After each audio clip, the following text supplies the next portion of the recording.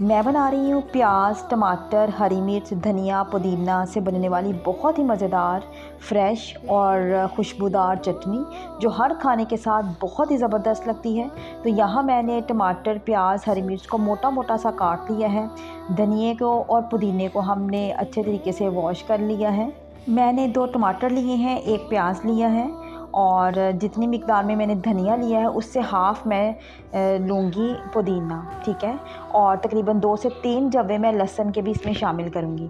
तो यहाँ पे मैंने मोटा-मोटा इन चीज़ों को काटने के बाद यहाँ पे मेरे पास चॉपर है तो मैं इनको चॉप करूँगी।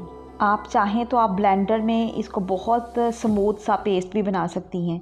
तो अगर आपने इसको दही में मिक्स करना है तो फिर आप पेस्ट सा बना के उसका रायता बना सकती हैं, लेकिन मुझे ये ऐसे ही खानी है तो मैं यहाँ पे इनको बारीक सा चॉप कर लूँगी। चॉप करने के बाद थोड़ा-सा नमक शामिल करूँगी और भुना हुआ ज़ीरा शामिल करूँगी और थोड़ा-सा नींबू का जूस इसमें शामिल कर दूँगी। गर्मियों के मौसम में ये चटनी बहुत ही मज़ेदार लगती है। आप इसे दही में मिक्स करके भी खा सकती हैं।